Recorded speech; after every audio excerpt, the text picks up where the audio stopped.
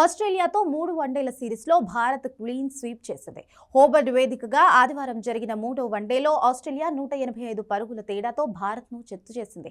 ఈ గెలుపుతో 3 వన్డేల సిరీస్ను 3-0తో ఆసీస్ కైవసం చేసుకుంది. ఈ మ్యాచ్లో ముందుగా బ్యాటింగ్ చేసిన ఆస్ట్రేలియా నిర్ణీత 50 ఓవర్స్లో 7 వికెట్ల నష్టానికి 409 పరుగుల భారీ స్కోర్ చేసింది. కెప్టెన్ అలీసా హీలీ 98 బంతుల్లో 27 ఫోర్లు, 2 సిక్సర్లతో 158, బెత్ ముని 84 బంతుల్లో 10 ఫోర్లు, 6లతో 106 పరుగులతో రాణించారు.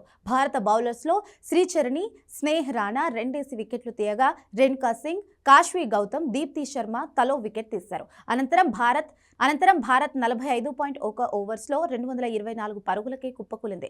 జమీమా రోడ్రిగ్స్ 29 బంతుల్లో 9 ఫోర్లతో 42, స్నేహ్ రాణా 74 బంతుల్లో 6 ఫోర్లతో 44 రన్స్తో టాప్ స్కోరర్లుగా నిలువగా ప్రతీక రావల్, స్మృతి మంధానా, హర్మన్ ప్రీత్ కౌర్, హర్లీన్ డ్యూల్, దీప్తి శర్మ, రీచా ఘోష్ నిరాశపరిచారు. ఆస్ట్రేలియా బౌలర్స్లో అలానా కింగ్ 4 వికెట్లు తీయగా జార్జియో వెర్హమ్ 2 వికెట్లు పడగొట్టింది. Nicola Carey, Annabel Sutherlands, Ashleigh Gardner తలో వికెట్ తీశారు. ఈ మ్యాచ్తో కెరియర్కు వీడ్కోలు పలికిన అలీసా హీలీ అద్భుతమైన శతకంతో ఆకట్టుకుంది. ఈ మ్యాచ్కు అలీసా హీలీ భర్త Australia star pacer Mitchell Starc హాజరయ్యారు.